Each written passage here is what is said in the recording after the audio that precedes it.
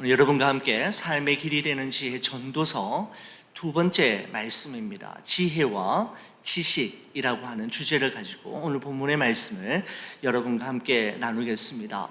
지혜와 지식이라고 하는 주제는 오늘 본문의 11절과 13절에 다음과 같은 말씀으로 시작이 됩니다. 제가 다시 한번 읽어보겠습니다. 나 전도자는 예루살렘에서 이스라엘 왕이 되어 마음을 다하며 지혜를 써서 하늘 아래에서 행하는 모든 일을 연구하여 살핀즉 이는 괴로운 것이니 하나님이 인생들에게 주사 수고하게 하신 것이라 라고 말씀하고 있습니다. 여러분, 전도서의 저자가 우리는 솔로몬으로 생각하고 있지 않습니까? 솔로몬은 이스라엘의 왕이지만 무소불위의 절대 권력으로 영토를 확장하고 부를 축적하는 일에만 몰두하기보다는 그가 정말 관심을 가지고 신경을 써서 하는 일이 있었음을 알 수가 있습니다. 무엇인가 하면 마음을 다하고 지혜를 써서 하늘 아래에서 벌어지는 모든 일을 연구하고 살필 줄 아는 왕이었다라고 하는 사실을 발견하게 되는 것이죠. 그에게 주어진 막강한 권력을 가지고 영토를 확장하고 부를 축적하는데 자신의 그 권력이 쓰임받은 것이 아니라 마음을 다하여 지혜를 써서 하늘 아래에서 벌어지고 있는 모든 일들을 연구하고 생각하고 살필 줄 아는 왕이었다라고 말씀하고 있습니다. 여러분, 마음을 다하며 지혜를 써서라는 표현을 통해서 우리가 알 수 있는 것은 솔로몬의 관심과 열망이 무엇이었는지를 알 수가 있죠. 그의 최대의 관심사가 무엇이었는지를 알 수 있는데 무엇이었습니까? 하늘 아래에서 행하는 모든 일이었습니다. 여러분, 하늘 아래에서 행하는 모든 일이라는 것은 이 세상에서 벌어지는 모든 일들을 이야기하고 우리가 이 세상을 살아가는 동안에 우리 인생들이 경험하게 되는 모든 사건들이 포함되어 있는 것이 바로 하늘 아래에서 행하는 모든 일이라고 할 수가 있습니다. 전도자는 이 모든 일들을 살피고 연구하고 묵상하면서 세상을 살아가는 지혜와 삶의 교훈을 얻기 원했던 것입니다. 나는 왜 이 세상에 태어났는가? 나는 왜 없지 않고 지금 있는가? 나는 누구이며 누구 이어서는 안 되는가? 나는 과연 나답게 살아가고 있는가? 한 번뿐인 나의 인생 어떻게 살아가야 하는가? 라고 하는 생각과 질문을 가지고 그는 살았지 않았을까 추측해 볼 수가 있는 것이죠. 여러분, 이처럼 자신의 존재의 이유를 묻고 또 물으며 그 물음과 질문에 대한 답을 찾아가는 과정 속에서 사람은 점점 더 성숙해지기 시작하고 사람다워져 가게 되는 것이죠. 여러분, 전도자 솔로몬이 이처럼 마음을 다하고 지혜를 써서 하늘 아래에서 일어나는 모든 일들을 연구하고 살피고 공부한 그 결과가 무엇입니까? 여러분, 13절 마지막 절에 보면 이렇게 되어 있습니다. 이는 괴로운 것이니 하나님이 인생들에게 주사 수고하게 하신 것이라 라고 이야기하고 있습니다. 여러분, 이 말씀의 의미는 이 세상에서 일어나는 모든 일들과 이 세상을 살아가는 동안에 우리 인생이 경험하는 모든 사건들의 배후에 하나님이 계시며 그 하나님이 우리 인생으로 하여금 수고롭게 하신 일이다 라고 하는 것이 마음을 다하여 지혜를 써서 연구한 그의 결과라고 할 수가 있습니다. 여러분, 그런데 하나님께서 왜 인생으로 하여금 수고롭게 하셨는지 도무지 그는 이해할 수가 없고 설명할 길이 없어서 전도자 솔로몬은 내가 괴롭다라고 말하고 있는 것이죠. 답을 찾을 수가 없더라는 것입니다. 여러분, 그렇습니다. 어느 누가 이 세상에서 일어나는 일을 다 이해할 수 있으며 어느 누가 우리의 삶 가운데서 일어나는 일을 적절하게 설명해 줄 수 있습니까? 아니, 한 치 앞도 알 수 없는 것이 우리의 인생이고, 그래서 우리는 늘 실망하며 후회할 때가 많지 않습니까? 바로 솔로몬이 마음을 다하고 지혜를 써서 이 세상에서 일어나는 모든 일들을 연구한 결과가 바로 이와 같았다라고 말하고 있는 것입니다. 여러분, 17세기의 시인 막스 에르만이라고 하는 분이 쓴 한 친구에 대해 나는 생각한다라고 하는 다음과 같은 시가 있습니다. 한번 들어보시기 바랍니다. 한 친구에 대해 난 생각한다. 어느 날 나는 그와 함께 식당으로 갔다. 식당은 손님으로 10,000원이었다.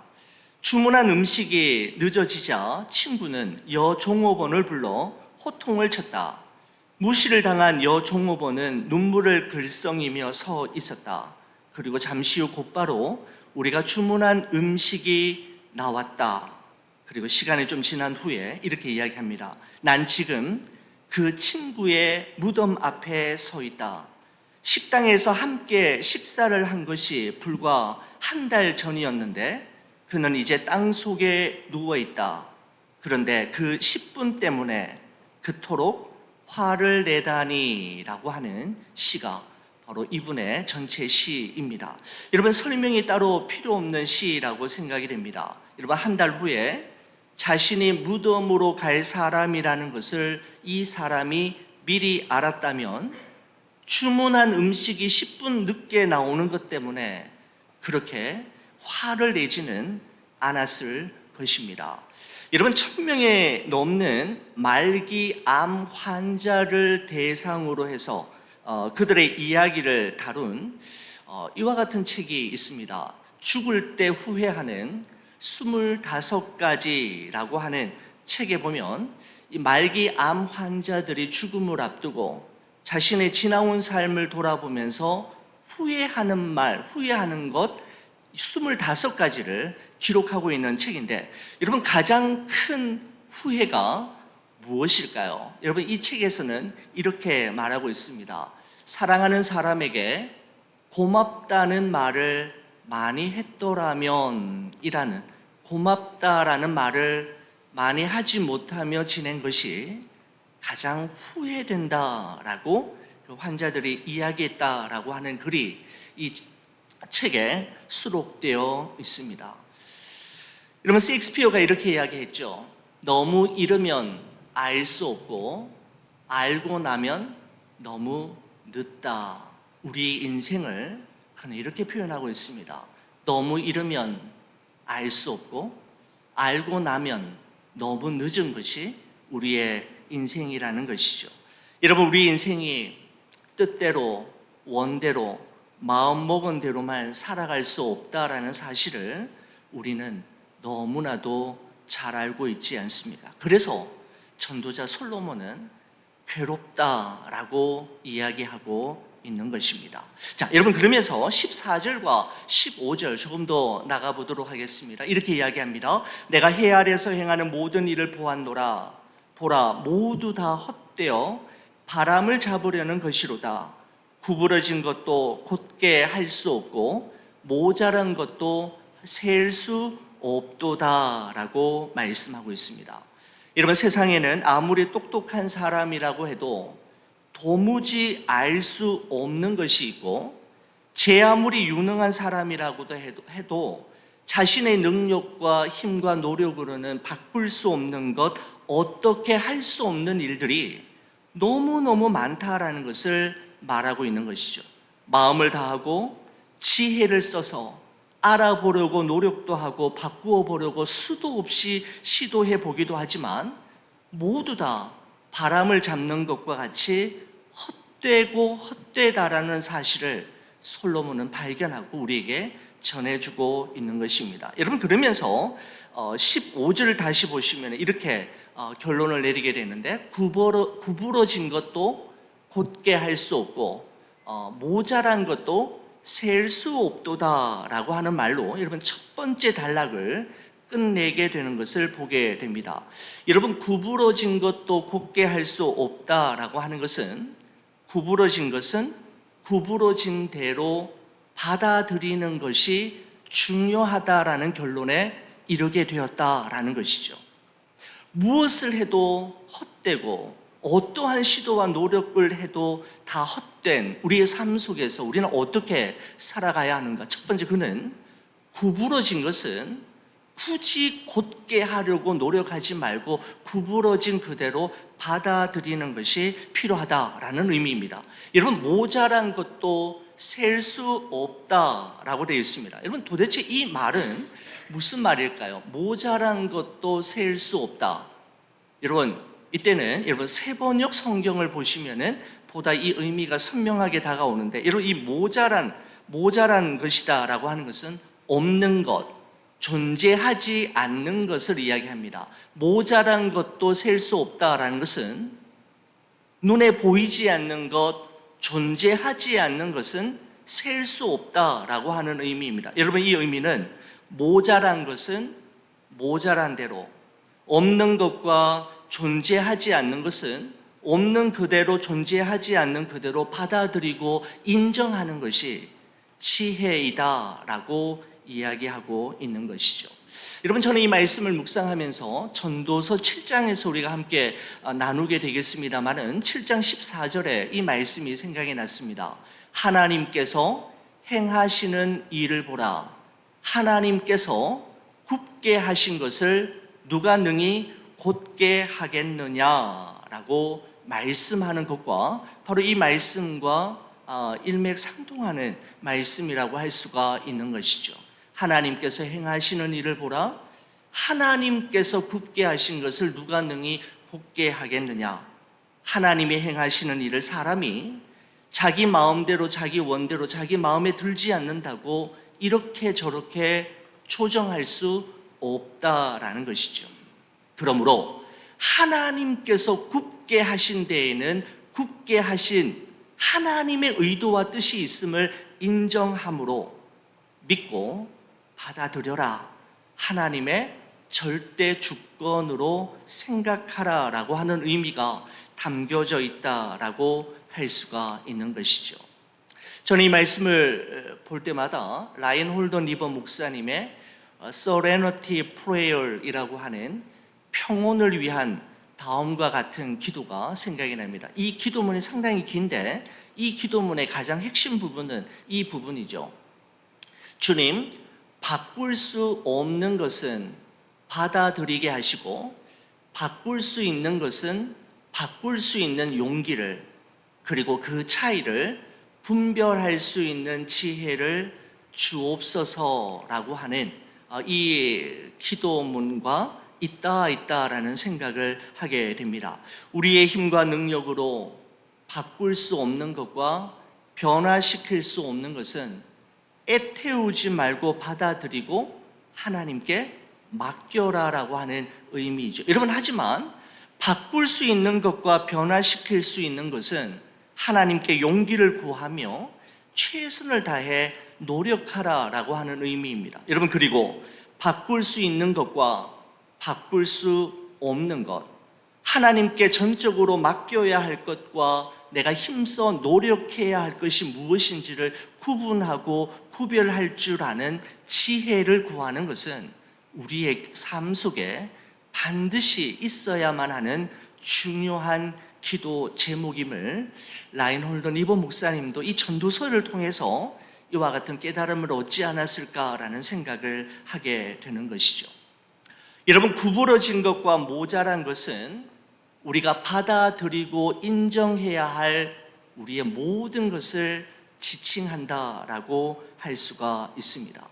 전도자 솔로몬이 마음을 다하고 지혜를 써서 하늘 아래에서 일어나는 모든 일들을 연구하고 살핀 후 그가 내린 첫 번째 최종 결론은 받아들여라 라고 하는 것이 오늘 이 본문의 첫 번째 단락의 핵심 메시지라고 할 수가 있는 것이죠. 있는 그대로 그렇게 하신 데에는 하나님의 뜻과 계획이 있음을 믿고 하나님의 절대 주권을 인정함으로 받아들여라 라고 하는 메시지가 첫 번째 결론이라고 할 수가 있겠습니다. 여러분, 두 번째 결론으로 우리 한번 다가가 보도록 하겠습니다. 16절과 17절 말씀을 한번 보겠습니다. 조금 긴 말씀인데 여러분 저와 함께 같이 한번 읽어주시겠습니까? 같이 봅니다. 내가 내 마음속으로 말하여 이르기를 보라, 내가 크게 되고 지혜를 더 많이 얻었으므로 나보다 먼저 예루살렘에 있던 모든 사람들보다 낫다 하였나니 내 마음이 지혜와 지식을 많이 만나 보았음이로다. 내가 다시 지혜를 알고자 하며 미친 것들과 미련한 것들을 알고자 하여 마음을 썼으나 이것도 바람을 잡으려는 것인 줄을 깨달았도다. 아멘. 여러분, 전도자 솔로몬은 자기 자신을 소개하기를 이 세상에 존재하는 모든 지혜와 지식을 내가 다 섭렵했을 뿐만 아니라 심지어는 그 지혜와 지식에 상반되는, 그 지혜와 지식과는 너무너무 거리가 먼 미친 것들과 미련한 것들까지 연구하고 살펴본 결과 그가 내린 결론이 무엇인가 하면 그것은 바람을 잡으려는 것인 줄 알았다. 바람을 잡는 것과 같았다라는 것입니다. 지혜와 지식을 섭렵했을 뿐만 아니라 정반대쪽에 있는 미친 것과 또 무엇이었죠? 미친 것과 미련한 것들까지 다 살펴봤는데 결론이 무엇인가 하면 바람을 잡으려는 것과 같았다. 무슨 말인가 하면 도무지 알 수 없고 아무런 의미도 없었다라고 말씀하고 있는 것이죠. 솔로몬의 두 번째 결론은 알 수 없음과 의미 없음을 이야기하고 있는 것입니다. 여러분, 그렇습니다. 우리 인생은 답을 알 수 없을 때가 너무나도 많고 답이 보이지 않을 때가 얼마나 많습니까? 아무런 의미를 발견하지 못한 채 그저 살아가야만 할 때가 얼마나 많습니까? 바로 우리 인생은 대답할 수 없는 질문과 더불어 살아가야만 하는 존재라고 할 수가 있죠. 답을 알 수도 없고 답이 보이지도 않는 그 질문과 함께 평생을 살아가야 하는 존재가 바로 우리 인간이라는 것입니다. 여러분, 그러면서 두 번째 최종 결론을 18절에 다음과 같이 말씀하고 있습니다. 우리 이 말씀 같이 한번 저와 함께 읽겠습니다. 지혜가 많으면 번뇌도 많으니 지식을 더하는 자는 근심을 더하느니라. 아멘. 그렇습니다.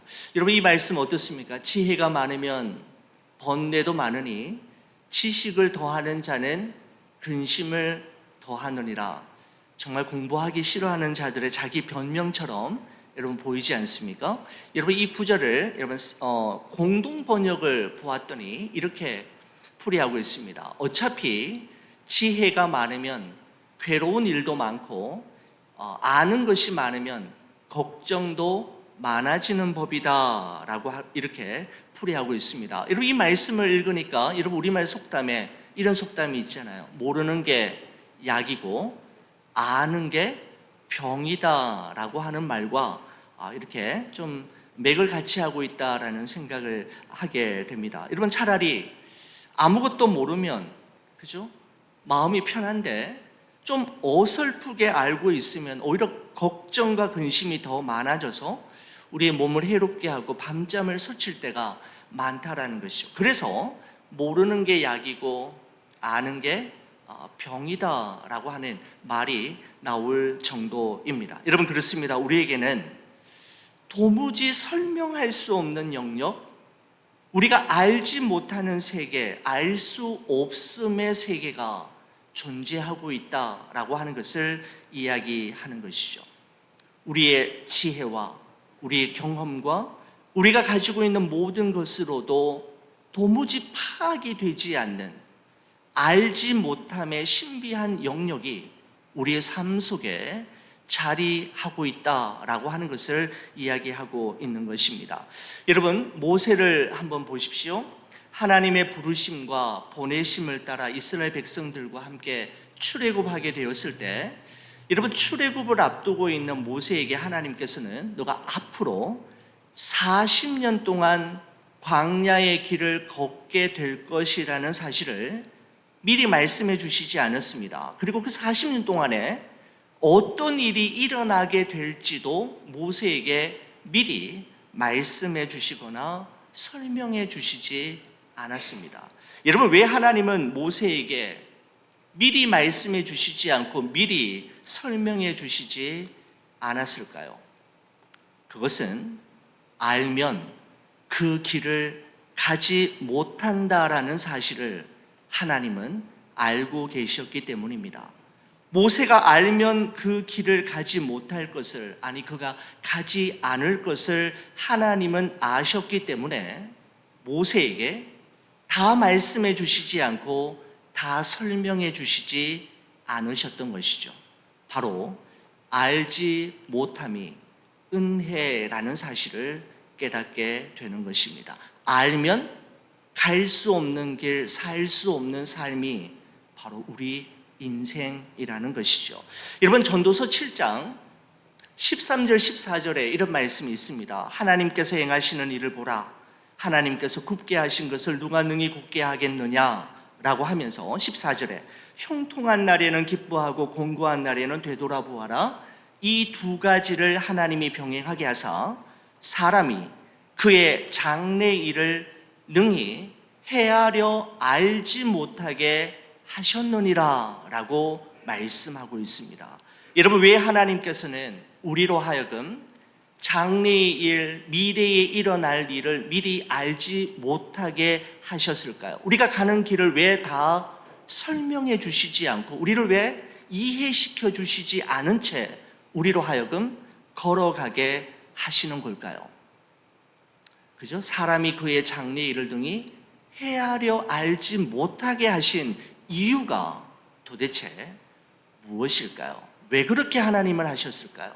그것은 알면 그 길을 갈 수 없기에, 오직 믿음으로만 갈 수 있는 길이기에 하나님은 알게 하시지 않고 다 설명해 주시지 않고 믿음으로 나아가라라고 말씀하고 있는 것이죠. 바로 알지 못함이 때로는 답답하고 우리로 하여금 걱정과 불안, 두려움을 주기는 하지만, 여러분, 알지 못함이 우리에게 은혜라는 사실을 우리는 기억해야 합니다. 여러분, 전도자 솔로몬이 마음을 다하고 지혜와 지식을 동원해서 하늘 아래에서 일어나는 모든 일들을 연구하고 살핀 후에 내린 두 번째 최종 결론은 이것이죠. 한계를 인정하라라는 것입니다.